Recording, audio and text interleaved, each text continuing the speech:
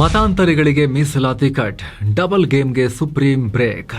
ನಮಸ್ಕಾರ ಸ್ನೇಹಿತರೆ, ಮಸ್ತ್ ಮಗ ಚಾನಲ್ಗೆ ಸ್ವಾಗತ. ನಾನು ಅಮರ್ ಪ್ರಸಾದ್. ಮಾರ್ಚ್ 24 ಮಂಗಳವಾರ ಭಾರತದ ಸುಪ್ರೀಂ ಕೋರ್ಟ್ನಿಂದ ಐತಿಹಾಸಿಕ ತೀರ್ಪು ಹೊರಬಿದ್ದಿದೆ. ಧರ್ಮ ಬದಲಾಯಿಸಿದ್ರು ಹಳೆ ಜಾತಿ ಸರ್ಟಿಫಿಕೇಟ್ ಇಟ್ಕೊಂಡು ಮೀಸಲಾತಿ ಪಡಿತಾ ಇದ್ದವರಿಗೆ ದೊಡ್ಡ ಶಾಕ್ ಇದು. ಒಂದೇ ಲೈನ್ ನಲ್ಲಿ ತೀರ್ಪಿನ ಸಾರಾಂಶ ಹೇಳಬೇಕು ಅಂದ್ರೆ, ಮತಾಂತರಗೊಂಡ್ರೆ ನಿಮ್ಮ SC ಸ್ಟೇಟಸ್ ಇರಲ್ಲ.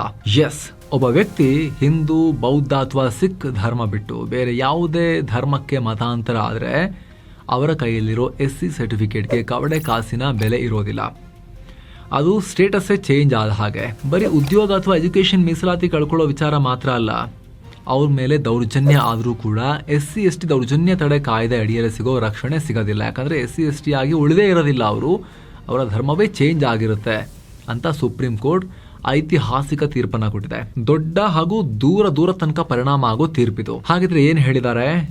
ಈ ಸೆನ್ಸೇಷನಲ್ ಕೇಸ್ ಶುರುವಾಗಿದ್ದು ಹೇಗೆ, ಎಲ್ಲಿಂದ, ಇದರ ಇಂಪ್ಯಾಕ್ಟ್ ಎಲ್ಲಿ ತನಕ ಆಗುತ್ತೆ? ಬನ್ನಿ ಕ್ವಿಕ್ ಆಗಿ ನೋಡ್ತಾ ಹೋಗೋಣ. ಆಂಧ್ರದ ಆ ಪಾದ್ರಿ ಮಾಡಿದ್ದೇನೋ, ಶುರುವಾಯಿತು ಮಹಾ ವಿವಾದ. ಏನೋ ಸುಪ್ರೀಂನ ಈ ಮಹತ್ವದ ತೀರ್ಪು ಅರ್ಥ ಆಗಬೇಕು ಅಂತ ಹೇಳಿದ್ರೆ ನಾವು ಇದರ ಮೂಲವನ್ನ ಸ್ವಲ್ಪ ಕ್ವಿಕ್ ಆಗಿ ನೋಡಬೇಕು. ಇಡೀ ವಿವಾದಕ್ಕೆ ದೊಡ್ಡ ಚರ್ಚೆಗೆ ಬೆಂಕಿ ಹತ್ಕೊಂಡಿರೋದೇ ನಮ್ಮ ಪಕ್ಕದ ರಾಜ್ಯ ಆಂಧ್ರ ಪ್ರದೇಶದ ಗುಂಟೂರು ಜಿಲ್ಲೆಯಲ್ಲಿ. ಚಿಂತಡ ಆನಂದಪಾಲ್ ಅನ್ನೋ ಒಬ್ಬ ಕ್ರಿಶ್ಚಿಯನ್ ಪಾಸ್ಟರ್ ಅಂದ್ರೆ ಪಾದ್ರಿ ಈ ಕೇಸ್ನ ಮುಖ್ಯ ವ್ಯಕ್ತಿ. 2021ರಲ್ಲಿ ಈ ಆನಂದ್ ಪಾಲ್ ತನಗೆ ಫೋನ್ನಲ್ಲಿ ಜಾತಿ ನಿಂದನೆ ಮಾಡಿದ್ದಾರೆ, ಕೊಲೆ ಬೆದರಿಕೆ ಹಾಕಿದ್ದಾರೆ, ಭಾನುವಾರದ ಪ್ರೇಯರ್ ಟೈಮ್ನಲ್ಲಿ ನನ್ನ ಮೇಲೆ ದಾಳಿ ಮಾಡಿದ್ದಾರೆ ಅಂತ ಹೇಳಿ ಒಂದು ಪೊಲೀಸ್ ಕಂಪ್ಲೇಂಟ್ ಕೊಟ್ಟರು. ಆದ್ರೆ ಇದೊಂದು ನಾರ್ಮಲ್ ಕಂಪ್ಲೇಂಟ್ ಆಗಿರಲಿಲ್ಲ. ಈ ದೂರು ದಾಖಲಾಗಿತ್ತು ನಮ್ಮ ದೇಶದ ಅತ್ಯಂತ ಪವರ್ಫುಲ್ ಕಾನೂನುಗಳಲ್ಲಿ ಒಂದಾದ SC ST ಅಟ್ರಾಸಿಟೀಸ್ ಆಕ್ಟ್ ಅಡಿಯಲ್ಲಿ, SC ST ದೌರ್ಜನ್ಯ ತಡೆ ಕಾಯ್ದೆ ಅಡಿಯಲ್ಲಿ ಕಂಪ್ಲೇಂಟ್ ಆಯಿತು. ಕ್ರಿಮಿನಲ್ ಪಿಟಿಷನ್ ನಂಬರ್ 7114/2022 ಅಂತ ರಿಜಿಸ್ಟರ್ ಆಯಿತು. ಕೇಸ್ ಡೈರೆಕ್ಟ್ ಆಗಿ ಆಂಧ್ರ ಹೈಕೋರ್ಟ್ ಮೆಟ್ಟಿಲೇರಿತು. ಆದ್ರೆ ಹೈಕೋರ್ಟ್ ಮಾಡಿದ್ದೇನು ಗೊತ್ತಾ? ಕಂಪ್ಲೇಂಟ್ ಅನ್ನ ರಿಜೆಕ್ಟ್ ಮಾಡ್ತು. 2025 ಏಪ್ರಿಲ್ 30ಕ್ಕೆ ಆಂಧ್ರ ಹೈಕೋರ್ಟ್ ಕೇಸ್ನ ವಿಚಾರಣೆ ನಡೆಸಿ ಬಿಗ್ ಶಾಕ್ ಕೊಡ್ತು. ಹೈಕೋರ್ಟ್ ಆನಂದ ಪಾಲ್ ಕೊಟ್ಟಿದ್ದ ಕಂಪ್ಲೇಂಟ್ ಅನ್ನೇ ಡೈರೆಕ್ಟ್ ಆಗಿ ತಿರಸ್ಕರಿಸಿ ಒಂದು ಕಾರಣ ಕೊಡ್ತು.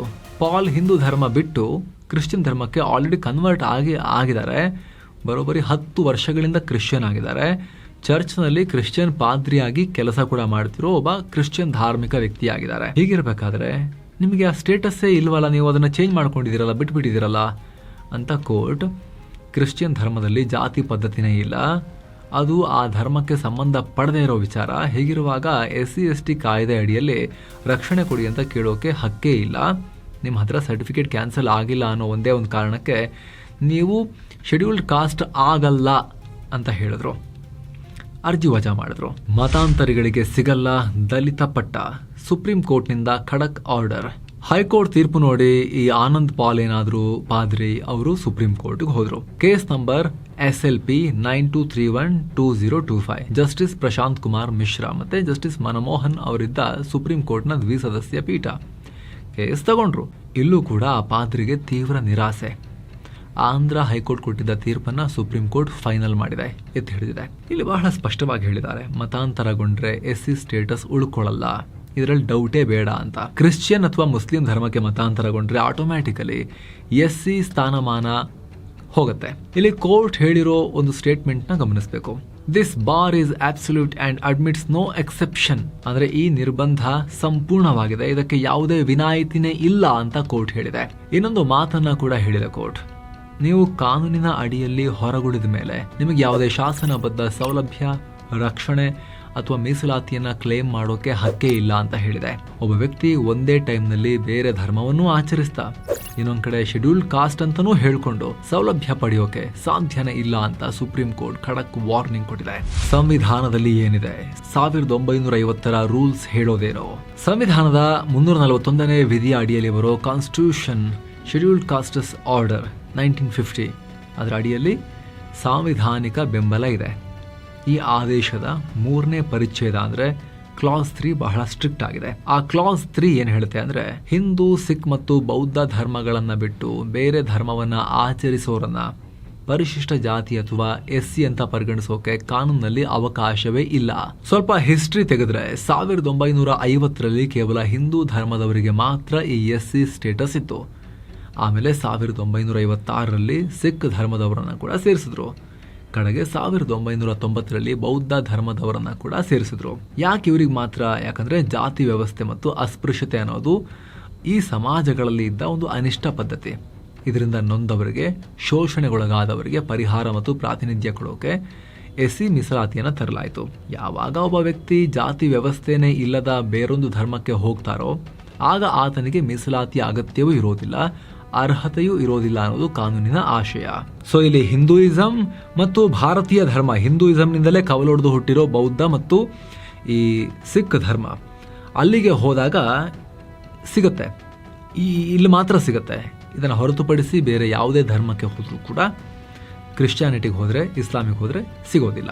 ಇಲ್ಲಿ ಬಹಳ ಮುಖ್ಯವಾದ ಒಂದು ಕ್ಲಾರಿಟಿಯನ್ನು ಕೊಡ್ತೀವಿ ಕೇಳಿ ಸ್ನೇಹಿತರೆ. ರೂಲ್ಸ್ ಸುಪ್ರೀಂ ಕೋರ್ಟ್ನ ಈ ತೀರ್ಪು ಕೇವಲ SC ಶೆಡ್ಯೂಲ್ಡ್ ಕಾಸ್ಟ್ಸ್ಗೆ ಮಾತ್ರ ಅನ್ವಯ ಆಗುತ್ತೆ.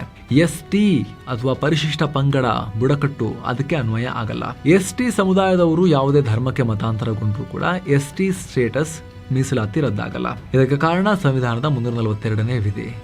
ST ಸ್ಥಾನಮಾನ ಧರ್ಮದ ಆಧಾರದ ಮೇಲಲ್ಲ, ಅದು ಅವರ ಬುಡಕಟ್ಟು ಸಂಸ್ಕೃತಿ, ಅವರು ವಾಸಿಸೋ ಭೌಗೋಳಿಕ ಪ್ರದೇಶ, ಅವರ ಸಾಮಾಜಿಕ ಹಿಂದುಳಿದಿರುವಿಕೆಯ ಆಧಾರದ ಮೇಲಿದೆ. ಕಾನೂನು ಸ್ಪಷ್ಟವಾಗಿ ಹೇಳುತ್ತೆ, ಪರಿಶಿಷ್ಟ ಪಂಗಡದ ಸ್ಥಾನಮಾನ ಕೋರುವ ವ್ಯಕ್ತಿ ಯಾವುದೇ ಧರ್ಮವನ್ನ ಆಚರಿಸಬಹುದು ಅಂತ.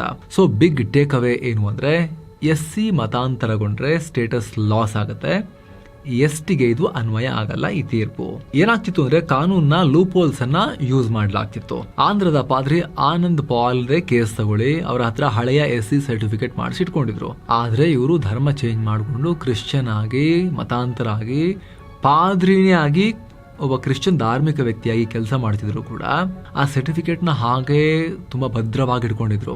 ಅದನ್ನೇ ಇಟ್ಕೊಂಡು ಇವರು ನನಗೆ ಈ ಸ್ಥಾನಮಾನವೂ ಬೇಕು, ಅದರ ಬೆನಿಫಿಟ್ಸೂ ಬೇಕು, ರಕ್ಷಣೆಯೂ ಬೇಕು ಅಂತ ಕೋರ್ಟಲ್ಲಿ ಹೋಗಿ ವಾದ ಮಾಡಿದ್ರು.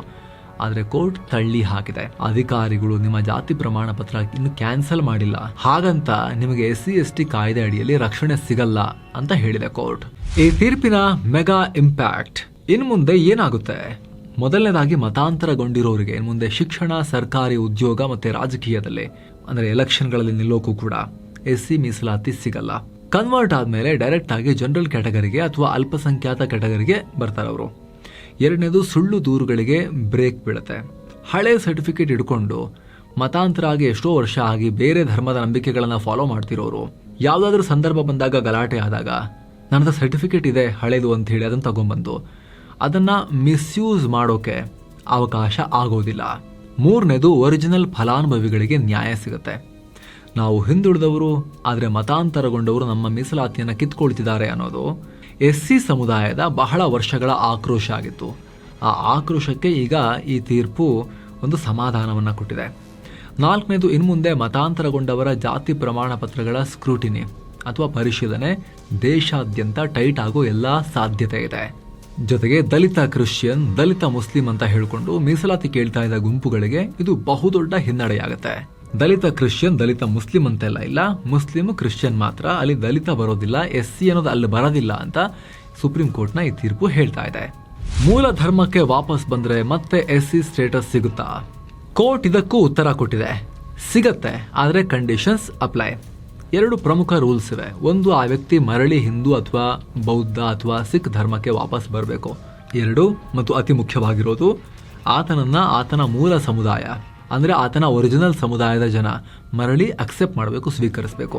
2015ರಲ್ಲಿ KP Manu versus chairman scrutiny committee ಅನ್ನೋ ಲ್ಯಾಂಡ್ಮಾರ್ಕ್ ಕೇಸ್ನಲ್ಲಿ ಸುಪ್ರೀಂ ಕೋರ್ಟ್ ಇದನ್ನ ಹೇಳಿತ್ತು.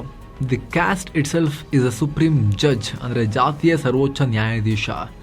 ಬರೀ ಪೇಪರ್ನಲ್ಲಿ ಮರಳಿ ಹಿಂದೂ ಅಂತ ಬರೆಸಿದ್ರೆ ಸಾಲದು, ಸಮಾಜ ಅದನ್ನ ಒಪ್ಕೋಬೇಕು ಅಂತ.